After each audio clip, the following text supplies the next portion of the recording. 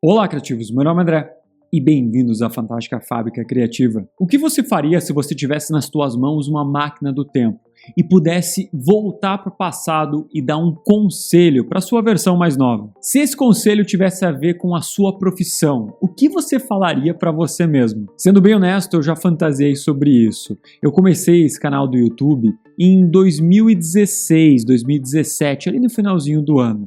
E honestamente, nessa época, tinham várias pessoas já que falavam do mesmo assunto que eu abordo hoje. E às vezes eu penso, putz, se eu tivesse essa ideia e começasse no YouTube lá em 2010, 2011, talvez a minha empresa, o meu canal ia ser muito maior, talvez eu ganhasse muito mais dinheiro. Mas o negócio é que não existe máquina do tempo e não tem como você saber algumas coisas antes delas acontecerem. Mas existe uma forma de viagem do tempo, de você conseguir resultados similares, que é aprendendo com as outras pessoas. Semana passada eu fui convidado para palestrar em um evento de mastermind da Raíza Souto e da empresa dela, a obra Pessoas e Processos. Lá nesse evento existem empresários de diferentes setores que faturam milhões de reais por ano. E além de ser um dos palestrantes, eu tive a oportunidade de assistir outras pessoas e aprender com elas. Aprender coisas que aparentemente parecem aquele famoso feijão com arroz, mas que quando aplicadas com excelência fazem uma tremenda diferença para os resultados das nossas equipes, do nosso trabalho, dos nossos negócios. E nessa aula de hoje aqui, eu quero fazer exatamente com você essa viagem para o futuro, te trazendo conselhos que eu aprendi de pessoas que já chegaram no sucesso. Pessoas que já erraram muito e que sabem o caminho correto que você deve seguir. Nessa aula de hoje, eu quero trazer para você 4 lições de empreendedores de sucesso.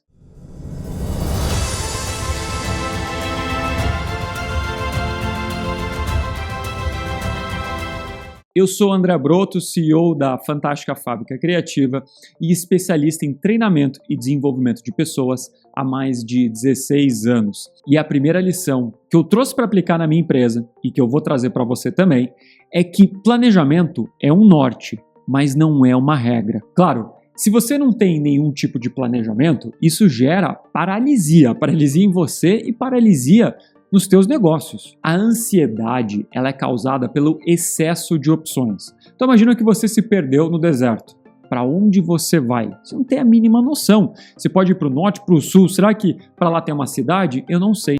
No nosso dia a dia é a mesma coisa. Se você senta na sua empresa, senta com a sua equipe e pensa, tá, eu vou trabalhar, mas o que eu tenho que fazer hoje? Onde eu quero chegar? Sem nenhum planejamento, é a mesma coisa que estar perdido no deserto. Você pode ir para qualquer lugar e isso que te gera ansiedade, e a ansiedade faz com que você não consiga produzir. Mas isso não quer dizer que a gente não deva e não possa ajustar os planos que foram feitos lá no início do ano, por exemplo. Eu falo muito sobre insistência e consistência. Claro que existem algumas coisas no dia a dia que a gente não pode ficar mudando o tempo todo.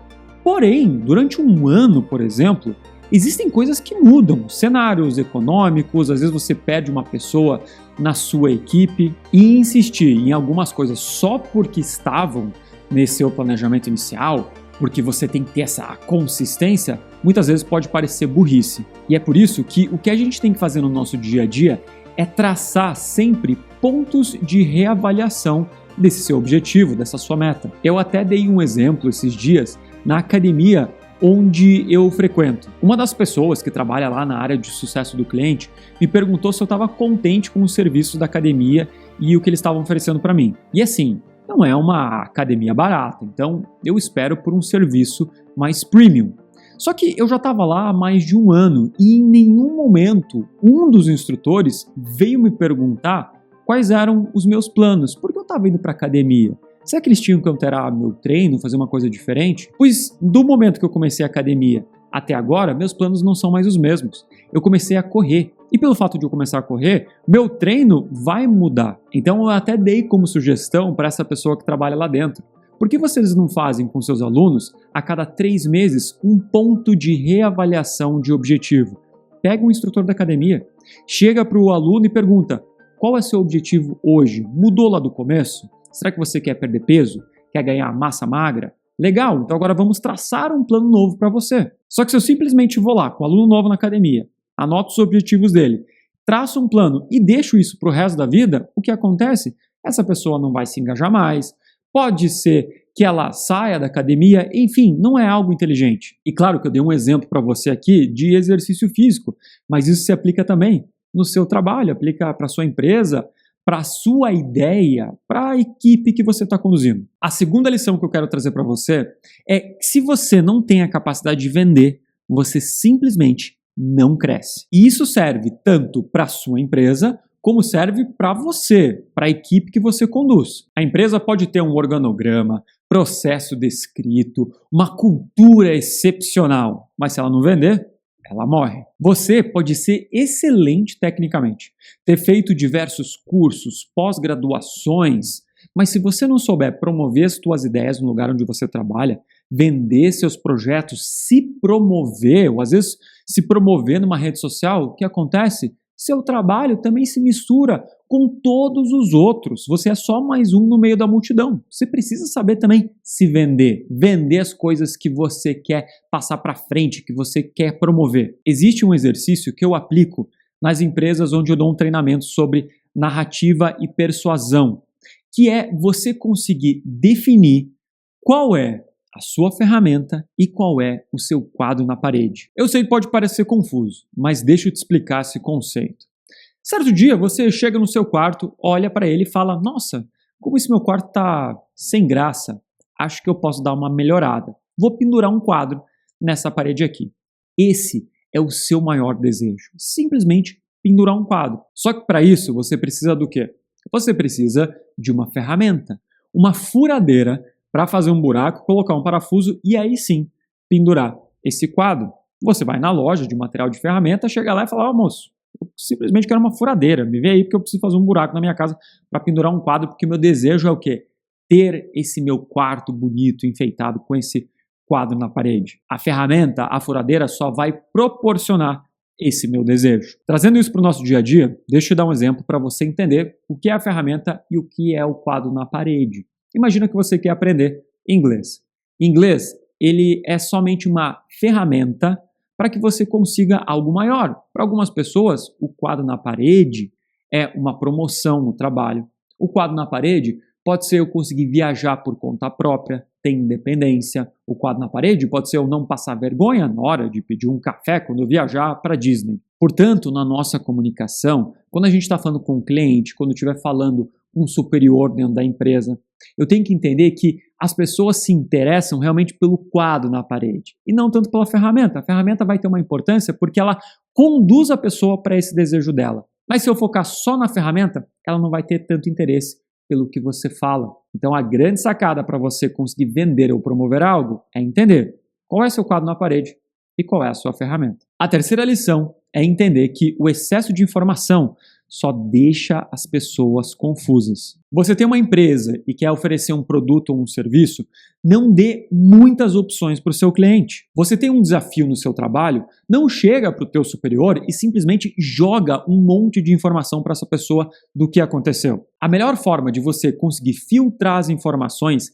é utilizando a regra do 1-3-1. E essa regra funciona da seguinte forma: você vai apresentar um problema para a pessoa, vai apresentar um cenário do que está acontecendo. A partir desse problema, você vai apresentar para a pessoa 3 caminhos que ela pode seguir para resolver esse problema. E aí vem um ponto muito importante. Você vai dar uma sugestão a partir da sua expertise. Existem estudos que mostram que dar uma sugestão aumenta em 25% a chance de alguém adotar a sua ideia. Portanto, se você quer tendenciar alguém também a seguir um caminho específico, através de uma sugestão é a melhor forma de você conseguir fazer isso. A quarta lição é que no nosso dia a dia, quando a gente se comunica com as pessoas, a gente precisa aprender a saber pedir. Sendo bem honesto, é quase que impossível uma pessoa atender 100% das suas expectativas se você não conseguir ser bem específico em relação ao que você deseja. Nossas frustrações em relação ao resultado que outras pessoas apresentam para a gente, muitas vezes elas estão relacionadas com a nossa incapacidade de se comunicar, de se expressar.